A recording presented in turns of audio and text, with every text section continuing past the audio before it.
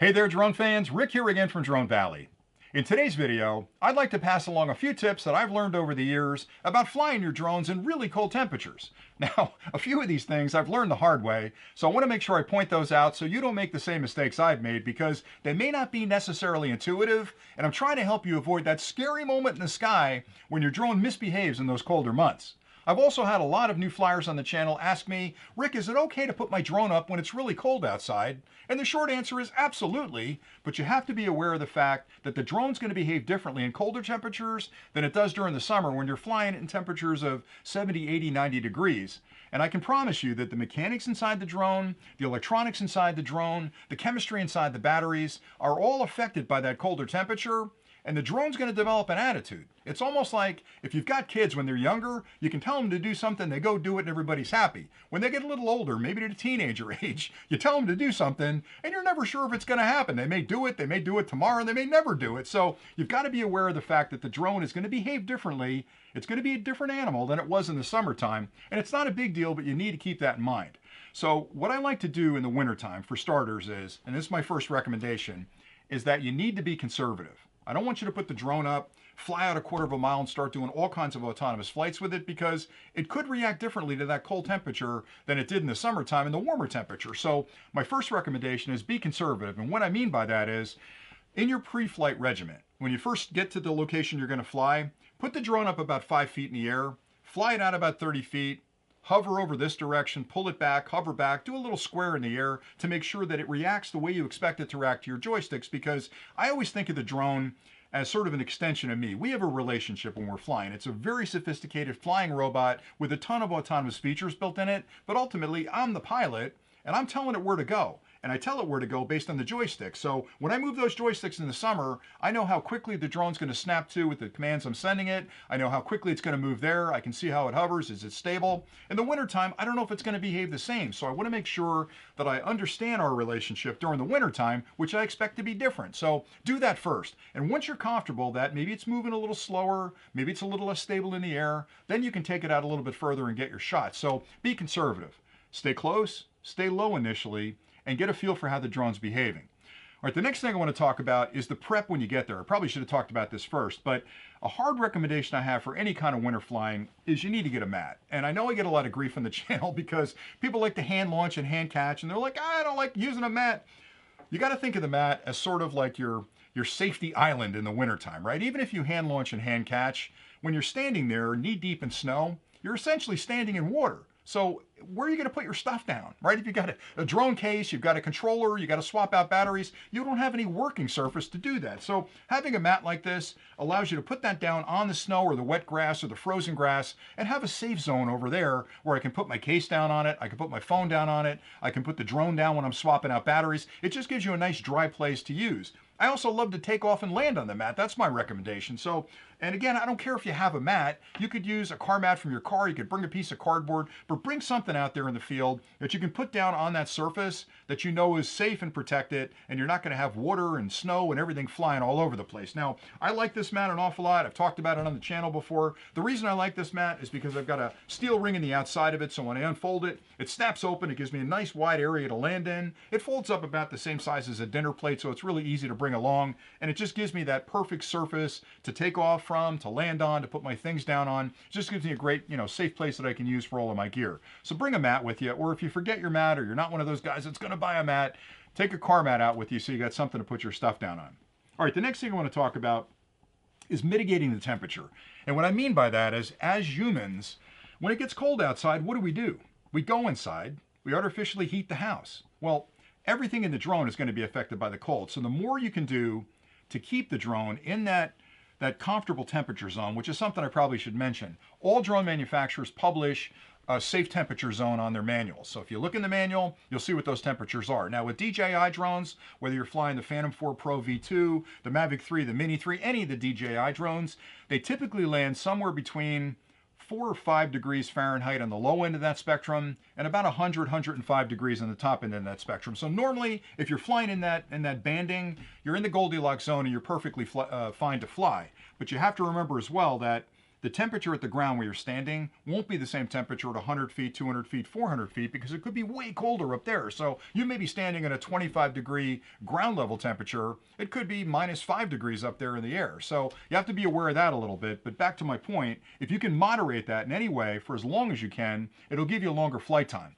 Nothing's more important than moderating the temperature with the batteries. And the way I like to do that is whenever I'm flying in the field, I don't leave the batteries in the car for long. I certainly don't leave them in my trunk. When I'm driving to a location, I've got the heat on in the front seat. So my drone case is right next to me on the passenger seat, and I've got the top of it open. So I've got a moderate temperature in the car. The drones feel like, it's midsummer. It's like 45, 50 degrees in that car. That's pretty cool. So they're ready to go. If you take them out of your trunk and take them out in the field, the temperature in your trunk might have dropped down to 15 degrees. The chemistry's starting to slow down. It's starting to get goofy. It's not going to hold the charge as well. It's not going to deliver the charge as well. It's going to mean shorter flight times. It also could mean bizarre behavior inside the drone, because if it can't supply the current and voltage needed to keep the electronics running and running stably, you could have a lot of trouble in the air. So keep the batteries as warm as possible for as long as possible. A little trick I like to use out in the field is I'll bring these pocket warmers with me. Now, I'm not a big fan of the butane ones. When I was a kid, my dad used to have a butane one that actually had a little flame inside of it, and he put it in his pocket, and I thought to myself, man, that's just a recipe for disaster, but we never had any problems with it, so they're safe. But I like digital stuff. So this is a battery bank that actually has heating elements in the top and the back of it. So you can use it as a battery bank to charge your products, which is kind of cool. But I can also put it in heating mode with 3 different settings where it's like lukewarm, warmer, and even warmer still. And that warms me up, so I can slide it in my pocket to keep me warm. I also keep it inside my jacket. If I have my batteries inside my jacket, I've created this cocoon of warmth. I've moderated the temperature to keep those batteries at a reasonable temperature. So when I pull them out and stick them in the drone, I'm going to get as much use out of them as possible. So I'd recommend using a couple of these.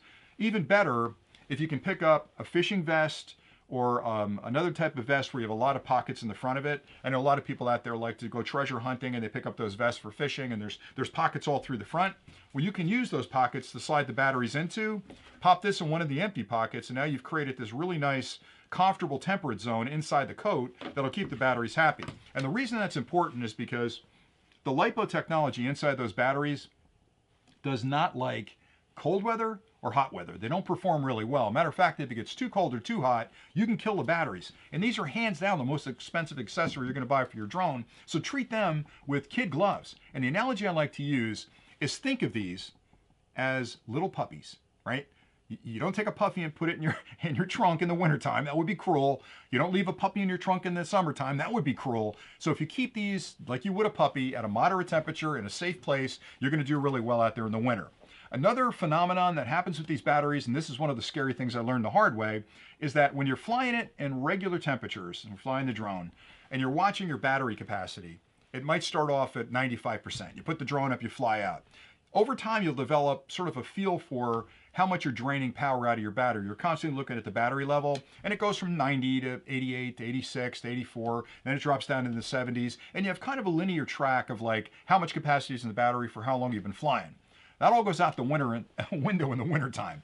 The batteries in the wintertime, because they're up in the air and the temperature up there is colder, the chemistry inside is not liking that cold temperature, so the cells are going to react to that, and you may see that level of battery go from 90%, 70%. Where did the 20% go? It's gone. Don't worry about it. You're at 70%. Boop, it's 50%. Now you start panicking because you're thinking, the drone is out there a quarter of a mile. I thought I had another 25 minutes of flight time. So be aware of that. Be ready for that. And when I said before, keep it close, keep it low, don't fly the drone 2 miles away from you. You can't do that in the States anyway because of visual line of sight, but keep it close enough. If you've got to shoot a particular location where there's a point of interest you want to capture, walk a little bit towards that and keep that drone really close to you, because when that battery level starts dropping, I can promise you that's a panic time.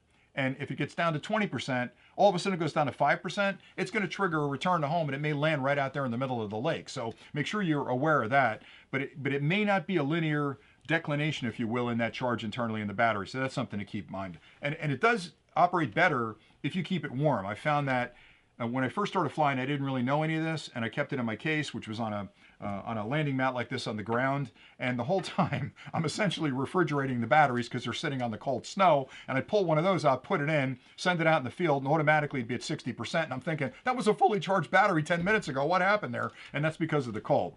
Another thing about the drone you have to be aware of is that most of the drones have sensors on the bottom, they're time of flight sensors, and what happens with the drone, and I'm going to go into this in a little more detail in another clip I'm working on, but the drone needs to know how close to the ground it is when it's flying. And normally it's using GPS for two directional positioning. So GPS is really good when you're up in the air to know your two positions, forward, back, left, and right, but it's terrible for height. It doesn't really do a good job with height. And that's why they build in these VIO sensors, or in this case, it's a time of flight sensor on the bottom, which essentially bounces infrared signals off the ground when you're close to the ground, and it records the amount of time it takes to get back to the receiver, and it can calculate how close it is to the ground. It also has a barometer inside, which helps a little bit too, but essentially the drone uses that time of flight sensor on the bottom to know I'm within 15 feet, 20 feet of the ground, or whatever. The one place that doesn't work is if the surface you're over is reflective. Now think about that a second. In the middle of winter, what's the snow look like?